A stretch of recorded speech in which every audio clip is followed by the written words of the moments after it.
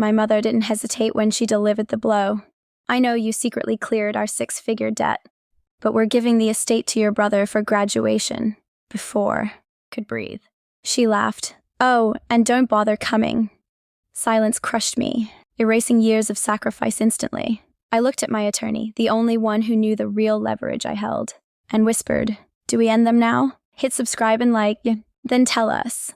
Where are you watching Revenge Story podcast from?" Because 3 days later, their celebration imploded. I was raised in a large colonial home on a leafy avenue in Denver, the sort of area where seasons change with vibrant colors and neighbors knew your schedule. To outsiders, that residence seemed perfectly stable. Boasting manicured hedges and windows, my mother insisted on cleaning weekly. However, indoors, there existed a hierarchy you memorized quickly or you paid the price. My mother, Veronica Hayes, managed a high-end boutique and ruled our domestic life with absolute, terrifying control, forcing her narrative upon reality until it surrendered. She walked with the posture of a martyr carrying the world, even though the burdens were consequences of her own denial. My father, Robert Hayes, a soft-spoken accountant who spent his evenings hiding in ledgers, simply obeyed her commands. He never argued, even when her lies stretched thin enough to snap. And naturally, there was Caleb, my younger brother by 4 years, yet always light years ahead in my parents' estimation. He received the latest tech, the ski trips, the private coaching when he failed classes. I received, "You are resilient. You can manage." She offered it like a compliment, yet it tasted like neglect wrapped in sugar. By my 16th birthday, I grasped the dynamic. Caleb's desires were priority. My father remained passive, and my mother directed our lives like a production she starred in. I hustled after class, funded my own education, and learned to never request things she had already deemed unnecessary. Self-reliance wasn't an option. It was necessity. Decades later, during a rare visit, I pulled open a hallway drawer and discovered a pile of urgent notices from the lender. The appearance of them, red-stamped and hidden, made my stomach drop. My parents were defaulting on the loan. The estate was vanishing. And my mother, the woman who needed to be the victor in every scenario, hadn't whispered a word. That evening, I sat in my childhood room and calculated the damage. I knew my salary, what luxuries I could delete, and the toll it would take. 5 years of payments meant my personal progress would grind to a halt, but losing this home would destroy them. So, I occupied the role my mother pretended to fill and shouldered the debt myself. She never acknowledged those transfers again, except to claim the stability as her own achievement. 3 days following that phone call, I stood beneath a canopy of pines at the annual barbecue near the Rocky Mountains. The breeze carried scents of pine needles and grilled meat, the familiar atmosphere of my youth. Yet this afternoon, the energy felt distorted, as if the guests had rehearsed a play I wasn't cast in. I noticed Caleb, my younger sibling, joking with a group of friends who already spoke as though the property belonged to him. "When you settle in," one suggested, "you should tear up the garden. It's such a perfect launchpad. The phrase hit me like a physical slap. Across the lawn, my mother, Veronica, held court by the patio, gesturing grandly as she spun a fable I'd heard variations of for years. It was a struggle keeping this place secure, she boasted, to Aunt Karen and the neighbors. But you know my spirit, I persevered. I simply wasn't going to let our legacy fade. I could only glare at her. The audacity, the ease, the total conviction that nobody would question her idiot of history. And they obeyed. Heads bobbed in agreement. Someone squeezed her arm. Nobody asked whose bank account actually bled. My father, Robert, stood in her shadow, silent as usual, offering just enough nods to validate her delusion. I felt my teeth grind. 5 years of checks had consumed vast chapters of my youth, missed vacations, cheap dinners, worn-out clothes, and she stood there polishing a lie until it gleamed. Then arrived the actual strike. My cousin Sarah, who worked in banking compliance, pulled me aside. She whispered urgently, "Your mom is currently filing to transfer the deed to Caleb's name," she revealed. "But there is a snag. The trust your Uncle Arthur demanded. It is freezing everything." The picture focused. The trust. The document I barely recalled autographing. The safeguard my uncle insisted upon for security. I gazed across the yard where Uncle Arthur sat on a bench, observing the party with that calm, analytical look he adopted when he had solved the puzzle before others. Even saw the pieces. I walked over with the binder I kept tucked under my jacket. I hadn't intended to deploy it. I carried it the way you carry a weapon when walking down a dark alley. When I reached him, I placed the binder on the wood and opened it. Bank statements, the trust clauses, with my signature attached to every single dollar. Chatter nearby ceased one hush at a time. Arthur cleared his throat. "Melody," he said softly. "Are you certain?" I wasn't certain about anything, but I was finished being invisible. I turned to him, my tone flat and cold. "You want to expose them?" I asked. "Or should I?" His gaze locked with mine, and that was the instant the balance tipped. The evening after the barbecue, I drove to my parents' residence, anticipating conflict, perhaps a heated argument in the foyer. I did not anticipate the void that welcomed me, a bizarre, empty silence that felt manufactured. The entryway lantern buzzed as it always did, yet when I slid my key into the deadbolt, it struck a barrier and wouldn't rotate. I attempted again, blocked. Then the door cracked open a fraction and Caleb, my brother, occupied the space. He wasn't grinning. He wasn't sorry. He just looked at me like an obstacle he'd been briefed on. "Mom said you need to text first," he mumbled. I displayed my useless key. "You replaced the cylinders." He didn't refute it. Didn't even blink. The state is sort of in a handover phase right now. Handover, as if the home I had financially rescued was discarding me like trash. Behind him, I spotted packing crates. His. My parents lingered deep in the corridor. Not near enough to speak, but close enough to watch. My mother's face was a mask, but my father's eyes fell the second mine sought his. "Caleb," I said firmly. "One move." But he stood fast. He pushed the door until only a strip of illumination hid his cheek. "Mel," he said, and for a moment, his tone dropped, almost begging, before it turned cold.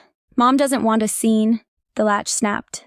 The lantern buzzed, and I remained there holding metal that opened nothing.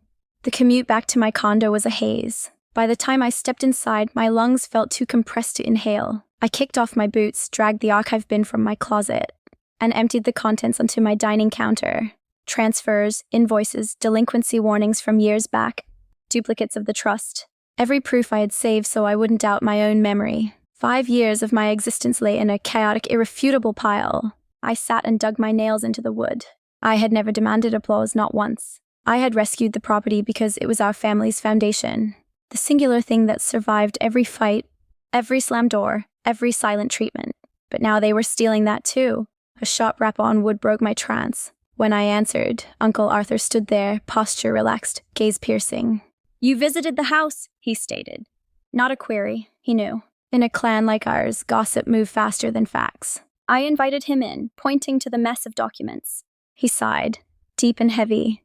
"Your mother is maneuvering faster than I predicted. Fortunately, the legal agreement gives you teeth." More than teeth, actually. I felt a change. "What do you mean?" He pointed to a paragraph. "This section, your financial contributions do not merely link you to liability. They link you to dominion." Those words landed heavy like a boulder in a pond. The following dawn, I hauled the box to Mr. Vance, the litigator I had been recommended. He examined the contract, turning sheets with a precision that made the room feel colder. "Melody," he stated, "you are not helpless. If they are attempting to deed the land around you, you possess absolute grounds to halt it." He detailed the maneuver step by step. Official injunctions, title review, a provisional freeze on all activity. Everything was lawful, methodical, silent. "Once you submit," he noted, "they cannot conceal this." I departed his firm with the motion already written. Back at my place, I signed. I filed. I waited. 3 days, I whispered. 3 days was all it required. 3 days later, my brother's celebration morphed into a disaster none of them could manage. I drove down their avenue just as the sun crested the trees, casting long sharp shadows on the asphalt. Streamers were taped to the gate. Plastic chairs were arranged on the lawn, draped in graduation themes in my mother's preferred shades. From afar, it resembled an idyllic morning. Like the image of our family, she constantly tried to mock it to strangers. However, blocking the driveway, a municipal sedan sat idling. 2 agents waited on the walkway with heavy files. Mrs. Higgins, our neighbor across the street, observed everything from her parlor. She wouldn't need to ask questions later. Her gaze had already absorbed the entire drama. My mother, Veronica, opened the main door intended for VIPs. Her grin vanished the instant she spotted the badges. "Is there a problem?" she asked, pitch rising. "Ma'am," one stated, "we are serving a legal stay." This parcel has an active litigation filed regarding the trust attached to the deed. Because of the clauses in that filing, no transfer can occur. until the audit concludes. I saw my mother's expression harden, not in terror initially, but in shock that anyone dared pause her production. There is obviously an error, she argued. We are merely gifting the estate to our son. It is our residence. The agent shook his head. Not according to the trust and the payment history linked to it. The name recorded here. He pointed to the file. Pan holds the power, not yours. For a second, she couldn't process it. Or perhaps she refused to. Who initiated this? She shrieked. Her eyes raked the block and fixed on me. The tension between us snapped. Before she could scream, another noise shattered the quiet. The mechanical whine of a repo truck rounding the bend. It braked at the foot of the drive. The operator hopped out, verified a slip, and yelled, "Caleb Hayes?" My brother, 24, forever shielded from reality, sprinted from the house. "That's me," he yelled. "But that is my vehicle." "There is no cause for it being taken," the operator answered. "The notes are defaulted. This was the soonest retrieval slot." Caleb spun to my mother, terror washing his face. "Mom, fix this." But she was helpless. There was no check she could secretly draft, no invoice she could hide in the bin, no story she could spin fast enough. The lift raised the nose of his sedan, the metallic crunch ringing across the lawn. A few guests, arriving early for the party, froze mid-stride. Streamers danced in the wind. The entire tableau felt dreamlike, a celebration imploding under its own weight. I exited my car, composed in a manner I hadn't anticipated. Mr. Vance, my counsel, parked behind me. Uncle Arthur walked at my flank. We marched to the steps as a unit. My mother glared at me, flushed with rage. "You caused this," she spat. "I activated the contract you autographed," I replied, voice level. "Nothing else." "This is your brother's milestone," she screamed. "He earned this home." "He didn't fund it?" I countered. "And you know that logic doesn't apply," she fired back. "It applies in court," Mr. Vance interjected, moving closer. "Mrs. Hayes, the instrument was drafted years ago to secure this asset. At that juncture, you conceded that the party funding the mortgage would possess ultimate veto. That party is Melody." My father, Robert, crept onto the deck, massaging his neck like he wished to evaporate. "Let's just lower our voices," he mumbled. But he wasn't addressing my mother. He was soothing himself. Veronica pointed a trembling finger at Vance. "We didn't intend for that to be binding. That isn't how legal trusts operate," Vance answered softly. "And your scheme to deed?" The home behind her back sparked the audit. Whispers rippled through the family, forming a gallery on the grass. My cousin, Aunt Karen's girl, murmured loudly, "Wait, Melody paid the debt." Another relative frowned. "For years and nobody mentioned it." My mother's mouth quivered now, not with remorse, but with the dawning horror that her narrative was dissolving. "That document was for crisis," she pleaded. "It wasn't meant to grant her dominion." Uncle Arthur advanced one pace, his tone gentle but immovable. "Veronica, I drafted that agreement because you and Robert were sinking. You signed voluntarily, and Melody rescued your roof. If she hadn't intervened when she did, the lender would have seized it all." My mother blinked fast, fury, fear and rejection battling for dominance. "This is still our residence," she said, voice cracking. "We built a history here, and I defended it," I responded quietly. "I just didn't know you would delete me to do it." She pivoted to my father, hunting for support, but he averted his eyes. For once, even he couldn't act. Vance opened his binder. "Under the statutes, Ms. Hayes can dictate how the asset is managed. What occurs next is her decision." My mother looked at me like I had opened a trapdoor beneath her. What are you planning?" she wheezed. "I'm establishing limits," I said. "Something I should have done ages ago." Behind her, I viewed the corridor. The same hallway where I dumped my books as a child. The same spot I heard hushed fights about funds. The same route that now led to Caleb's crates stacked like awards he hadn't won. "This title won't be transferred," I continued. "You have a fixed window to relocate to the apartment you leased." "You are evicting us?" Caleb shouted, voice breaking in disbelief. "After everything Mom did for you?"